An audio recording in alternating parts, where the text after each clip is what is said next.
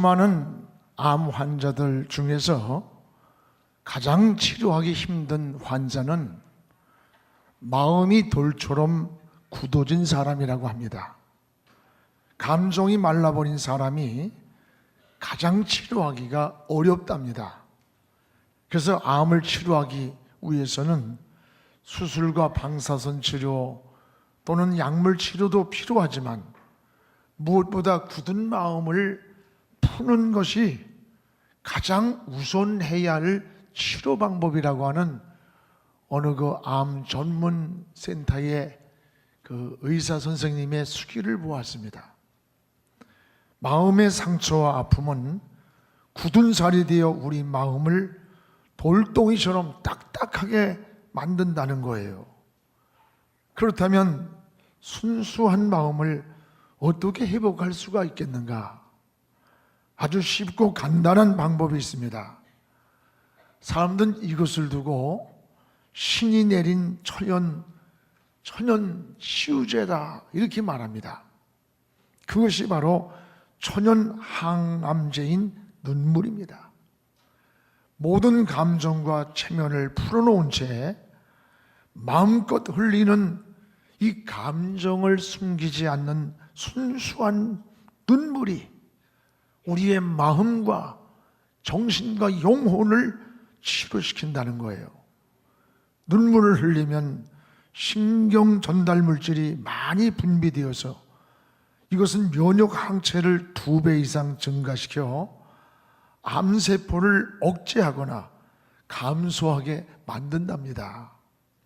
또한 눈물은 우리의 몸속에 있는 독소를 중화시키고 또 소화력도 크게 활성시킨다고 하는 그 의학 전문지를 보면서 저도 공감이 돼요. 여러분, 말 못하는 어린아이가 가장 큰 무기가 뭡니까? 눈물입니다. 울면 다 해결됩니다. 배고파도 울고 아파도 울고 외로워도 울고 괴로워도 웁니다. 아이가 울면 엄마는 아이가 무엇이 필요한지 알고 그 문제를 다 해결해 줍니다. 눈물은 진실을 말합니다. 진실한 감정이 눈물로 나타납니다. 슬플 때도 울고 그리울 때도 웁니다. 뿐만 아니라 기쁠 때도 웁니다. 또한 눈물은 거룩한 전염을 시킵니다. 눈물은 다른 사람에게도 같은 감동을 전해주는 거예요. 눈물 자체가 진실이기 때문입니다. 사람은 눈물이 메마를 때 삶이 삭막해지고 인간미가 사라지는 거예요. 하나님도 눈물을 보시고 응답을 하신 성경에 많은 사건들이 있습니다. 한나가 그러했습니다. 히스기야가 그러했습니다. 어느 날 히스기야는 병들었다는 선포를 받고 그는 하나님 앞에 홀로 남아서 통곡을 하며 울었습니다. 왕의 체면도 내려놓고 하나님을 향하여 울부짖음이 통곡의 눈물로 변했습니다. 이 눈물을 보신 하나님은 죽음을 선고하고 돌아가는 이사야 선지자에게 다시 말씀합니다. 이사야야, 히스기야에게로 돌아가라. 내가 그의 생명을 15년 연장해 준다고 알려줘라. 그가 나를 향하여 흘리는 눈물을 내가 보았노라. 하나님은 히스기야의 눈물을 보시고 15년의 생명을 연장해 줬어요. 하나님은 그 눈물을 보시고 응답하셨어요. 예수님은 바리새인들을 향해서 피리를 불어도 춤을 출 줄 모르고 애곡하여도 울 줄을 모른다는 거예요. 마비가 되었다는 거예요. 감성이 메마르고 심령이 마비되었음을 탄식했던 거예요. 현대는 IQ가 높은 지성인보다 오히려 EQ가 높은 감성적인 사람이 더 성공의 확률이 높답니다. 두뇌는 아주 명석한데 인간미가 말라버린 사람보다는 가슴이 뜨거운 사람, 감성이 풍성한 사람이 인간관계를 잘 맺기 때문이라는 겁니다. 맞습니다. 오늘 본문은 주님이 십자가를 지고 골고다로 올라가실 때에 많은 여인들이 그 뒤를 따르면서 주님을 위하여 통곡을 하며 울었습니다. 그때 예수님이 하시는 말씀이 너희는 나를 위하여 울지 말고 너희 자신과 너희 자녀를 위하여 울라고 말씀하셨습니다. 우리가 무엇을 위해서 울어야 할지, 왜 울어야 하는지를 알려줬습니다. 그렇습니다. 하나님 앞에서의 울어야 합니다. 울면 해결됩니다. 울어야 하는데 눈물이 말라있는 게 문제입니다. 이 시대는 진실한 눈물이 필요한 시대입니다. 주님은 성도가 무엇을 위해 울어야 하는지 그 눈물의 가치를 오늘 우리에게 잘 말씀해 주고 있습니다. 무엇보다 성도가 흘려야 할 세 가지 눈물이 있음을 알아야 합니다. 오늘 27절, 28절을 우리 같이 한번 읽어보겠습니다. 또 백성과 및 그를 위하여 가슴을 치며 슬피 우는 여자의 큰 무리가 따라오는지라. 예수께서 돌이켜 그들을 향하여 이르시되 예루살렘의 딸들아 나를 위하여 울지 말고 너희와 너희 자녀를 위하여 울라고 했습니다. 주님은 우리가 무엇을 위해 왜 울어야 하는지를 알려주셨어요. 오늘 세 가지입니다. 하나는 자신을 향한 눈물이 있어야 한다는 사실입니다. 가장 큰 은혜는 자신을 보는 마음의 눈이 열리는 것입니다. 신앙은 항상 하나님과 나와의 수직적인 관계입니다. 그러므로 자신을 바라보는 그런 것이 우선돼야 합니다. 그래서 주님도 너희와 너희 자신을 위해서 울라는 겁니다. 자신을 향한 눈물이 오늘도 필요합니다. 은혜는 먼저 자신을 보는 눈이 열리는 것입니다. 이사야를 보십시오. 하나님을 바라보다가 거룩한 빛 앞에 자기 모습을 발견했습니다. 그렇게 의로운 줄 알았던 이사야는 해보다 더 밝은 하나님의 빛 가운데 나타난 자기 모습이 너무나도 추한 것을 깨닫고 그는 통곡을 하면서 망하였도다 망하였도다, 부정하고 더러운 내가 하나님을 보았다고 하면서 통곡을 할 때에 천사가 나타나 이사야의 입술에 숯불을 가지고 부정한 것을 제거시켰고, 그리고 이사야는 누구를 보내야 할 시대적인 사명을 말할 때에 내가 여기 있나이다, 나를 보내달라고 하면서 사명을 부여받는 것을 볼 수가 있습니다. 여러분, 자신을 위해 울 줄 아는 신앙, 바로 회개를 통한 자신을 향한 돌이킴입니다. 회개는 마음을 깨끗하게 하고 영혼을 맑게 합니다. 영혼이 맑아지면 하나님과의 관계가 회복이 되는 것입니다. 또한 다윗을 보십시오. 하나님 앞에 자신의 죄를 깨달았을 때에 침상이 젖도록 하나님 앞에 눈물로 회개를 합니다. 아무리 하나님 앞에 정직하게 진실하게 산다 할지라도 사람은 실수할 때가 있고 허물이 있고 잘못 살 때가 있는 거예요. 다윗은 밧세바를 범하고 우리아를 전쟁터에 나가 죽게 했을 때 나단 선지자의 책망을 들었습니다. 그때에 자기를 변명하지 아니하고 엎드려 잘못을 용서를 구하고, 그리고 매일 밤이면 침상이 젖도록 벽에닛이 젖도록 매일같이 눈물로 하나님 앞에 회개를 드렸던 거예요. 하나님은 이런 다윗의 인생 후반기를 더 귀하게 축복해 줬던 사실을 볼 수가 있습니다.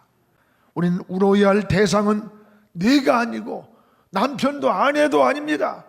바로 먼저 나 자신이라고 하랬어요. 주님은 너를 자신을 위해서 울라고 하는 겁니다. 내가 먼저 변해야 합니다. 내가 변할 때 가정이 변하고 이웃이 변하고 사회가 변하고 나라가 변하는 것입니다. 자신을 볼 줄 아는 신앙이 영안이 열린 사람들의 삶일 것입니다. 또한 주님은 자녀를 위해서 울라고 하셨습니다. 너와 내 자녀를 위해서 울어라. 우리의 자녀는 다음 세대의 희망이며 미래의 꿈나무들입니다. 우리 다 세대보다 더 나은 세대, 그 나은 세대로 자녀들을 이끌기 위해서는 학교에서 배우는 지식만 가지고는 온전한 교육이 될 수가 없어요. 무엇보다 여러분, 믿음의 줄을 놓치지 않는 신앙의 자녀로 기초를 놓아주시기를 바랍니다. 어려서부터 하나님을 떠나면 죽는 줄을 알아야 돼요. 하나님 없이는 나는 살 수 없노라고 하는 진정한 고백이 있는 자녀가 되어야 합니다. 부모의 기도가 필요합니다. 부모의 진실한 기도가 있으면 반드시 하나님이 축복해 주십니다. 그래서 주님은 자녀를 위해서 울라는 거예요. 너희와 너희 자녀를 위하여 울어라, 울라는 거예요.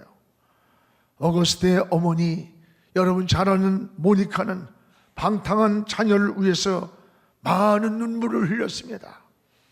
어머니가 기도하는 모습을 보고 어거스트는 비웃으면서 저 이탈리아로 떠나버렸습니다. 그리고 그곳에서 말할 수 없는 방탕한 생활을 했습니다. 모니카는 아들 어거스틴이 돌아오기를 기도했지만 아무리 기도해도 돌아오질 않습니다.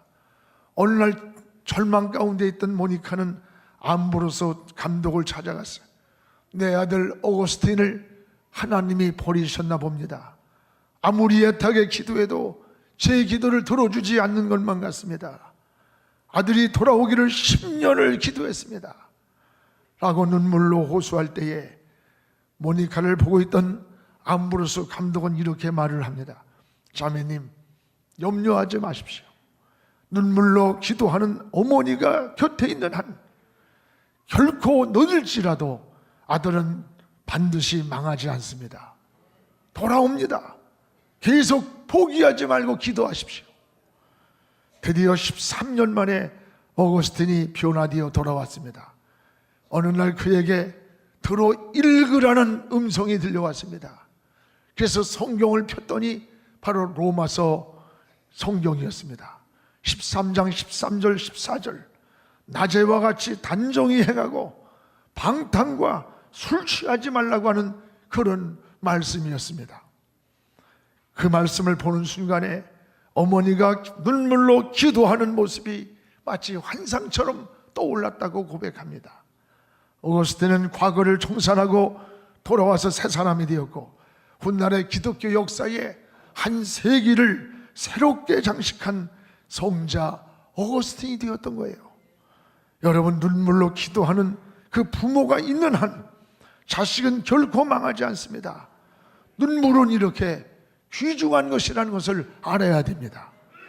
또한 우리 성도는 내 나라 내 조국을 위해서 기도해야 됩니다. 여러분, 울어야 됩니다. 하나님의 사람들은 어떤 특징이 있는 줄 압니까? 모두가 자기 조국을 사랑하는 그 사랑이 있었어요. 하나님 앞에 조국을 위한 눈물이 있어요. 모세가 그러했습니다. 사도 바울이 그러했습니다. 에스더가 그러했습니다. 예레미야를 보십시오. 나라가 바벨론 포로로 끌려갔을 때 멸망에 향해 가는 것을 생각하면서 노구에도 불구하고 거리로 나가서 주저앉아 체면도 불구하고 엉엉 울면서 나라를 위해서 통곡하며 울었던 거예요. 진정한 성도라면 예레미야처럼 나라와 조국을 위한 기도의 눈물이 우리의 삶 속에 있어야 된다는 말입니다. 여러분, 나라가 없이 내가 존재할 수 없습니다. 우리가 행복도 성공도 꿈꿀 수가 없는 거예요. 유대인들은 히틀러에게 600만 명이 무려 학살을 당했습니다. 그들은 그 후에 600만 그루의 소나무를 심으면서 민족의 혼을 함께 심었습니다. 가슴에 간직하고 있습니다. 그리고 유대인들은 그의 후손들에게 너희가 저 나치를 용서는 할지라도 그들의 행위를 결코 잊지 말고 역사를 기억하라고 그 후손들에게 가르친다고 합니다. 지금 우리는 일본이 교과서의 역사를 왜곡하고 있습니다. 독도를 자기 영토인데 한국이 불법으로 점유하고 있다고 중학교 교과서에다가 그것을 갖다가 넣었다는 거예요. 여러분, 그런 잘못된 역사를 배우고 자란 10년, 20년 후에 그들이 한국을 이웃이라고 생각하겠어요? 저들은 우리 영토를 점유한 적이라고 생각하고 싸울 것이 분명합니다. 이렇게 무서운 역사를 가르치고 있어요. 전쟁에서 36년 동안 우리 젊은 여성들을 데려다가 성노리개로 삶아놓고도 그들은 끝까지 반성하지 않습니다. 잘못을 말하지 않습니다. 오히려 국제사회 앞에서도 역사를 왜곡하는 아주 못된 종자들이에요. 지금 올해가 36년 앞뒤에서 해방된 지 여러분 70년을 맞이하는 해가 올해입니다. 이스라엘 민족이 바벨론의 포로가 되었다가 70년 만에 해방이 되었어요. 오늘 우리 민족도 70년을 맞이한 올해에 이 분단된 두 동강난 남북이 여러분 한민족으로 통일이 되어야 할 텐데 그런 모습은 보이지 아니하고 참으로 안타까운 모습으로 더 갈등하고 더 무장하는 서로의 모습들이 안타깝게만 보입니다. 오늘 우리는 이 예레미야나 느헤미야와 같은 내 나라 내 조국을 위한 눈물이 필요한 시대라는 것을 깨닫기를 축복합니다. 우리도 주님이 말씀하신 것처럼 너희를 위하여 울어라. 너희 자신을 위해서 울어라.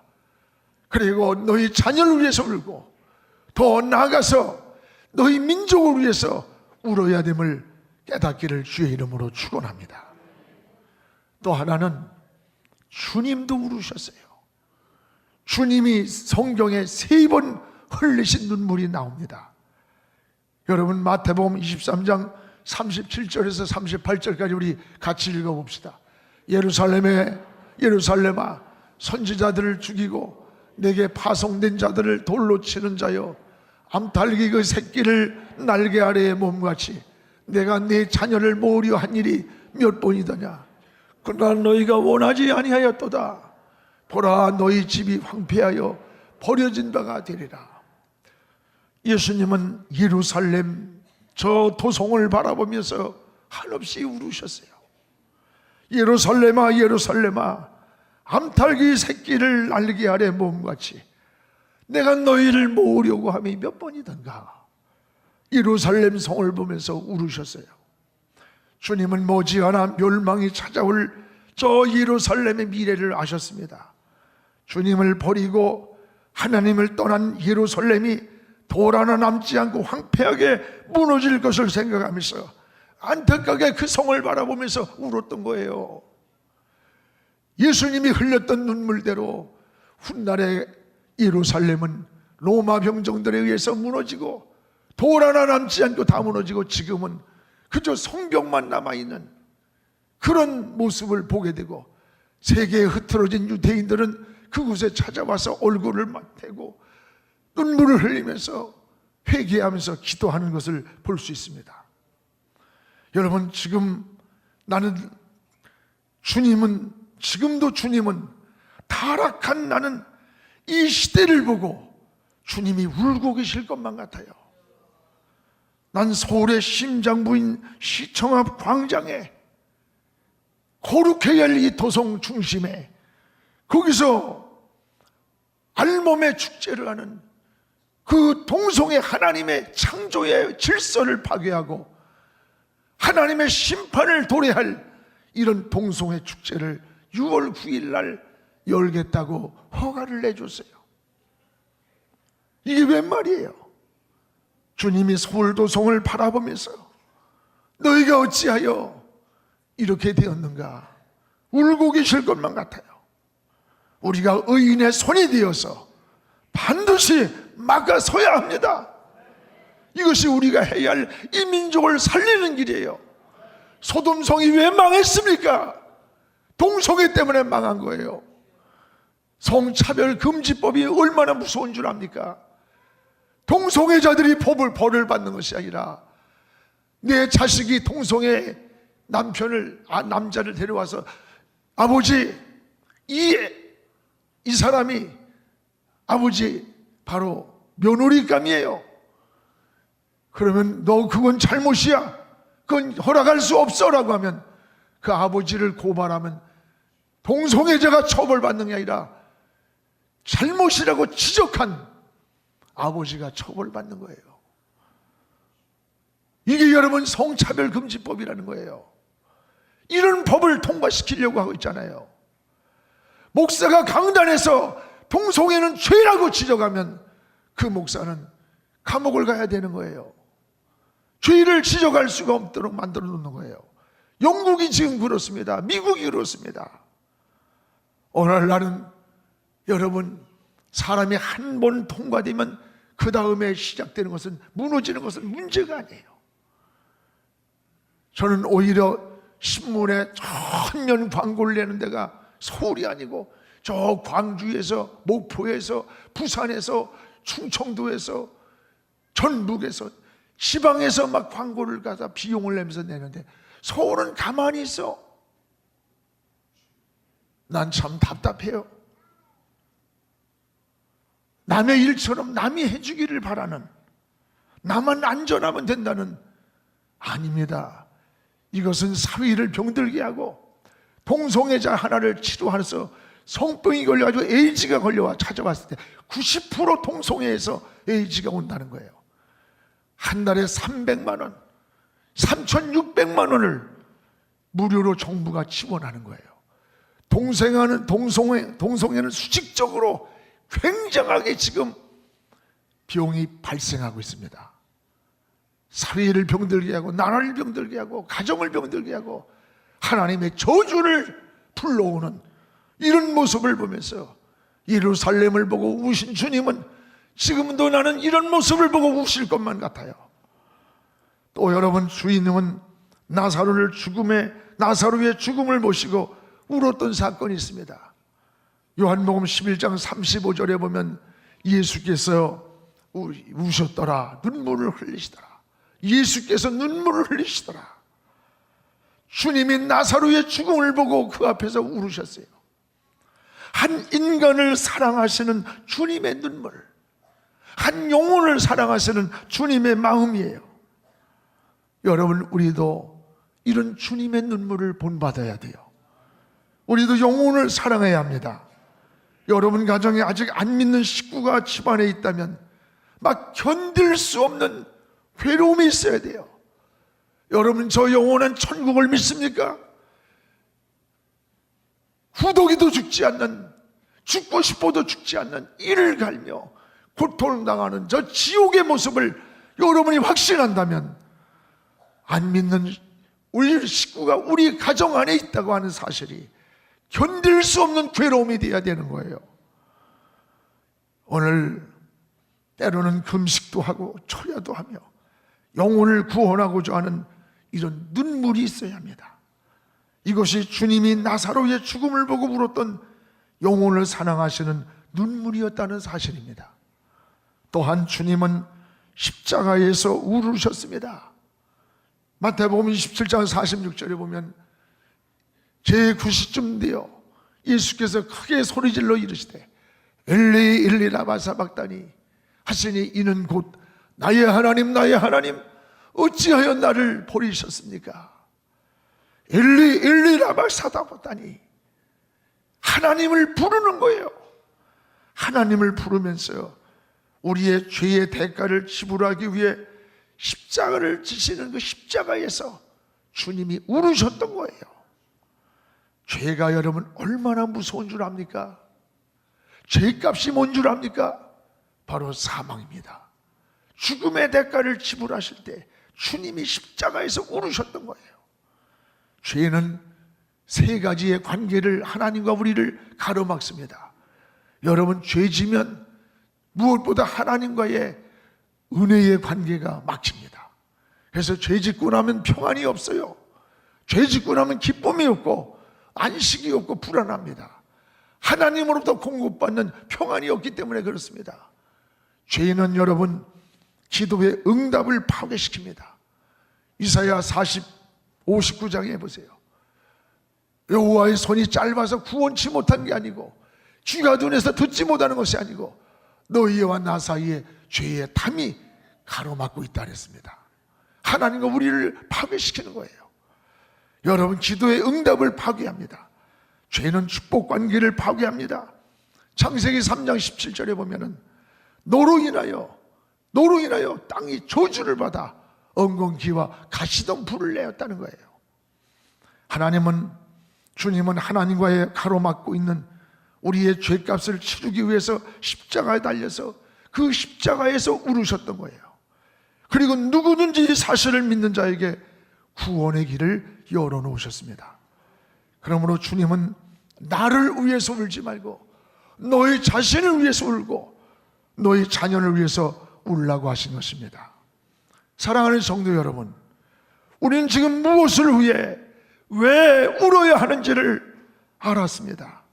세상을 바라고 흘리는 그런 공허한 눈물이 아니라 하나님 앞에서 흘리는 이런 진실한 눈물이 필요한 시대입니다. 우리의 신앙의 가장 큰 위기가 뭔 줄 압니까? 눈물이 말라가는 거예요. 말씀을 들으면서 가슴이 찡했던 그 마음이, 찬송만 불러도 흘렸던 눈물이, 주여만 해도 뭉클했던 가슴이 메말라가는 거예요. 은혜의 감동과 은혜의 눈물이 회복되어야 합니다. 마리아와 같은 눈물입니다. 은혜를 깨달은 감사의 눈물입니다. 은혜를 보답하는 눈물입니다. 이런 눈물 위에 기쁨이 있고 평안이 있고 기도의 응답이 있습니다. 세상을 보고 흘리는 눈물이 아닙니다. 하나님을 바라보고 흘리는 기도의 눈물, 은혜의 눈물이 마르지 않기를 주의 이름으로 축원합니다.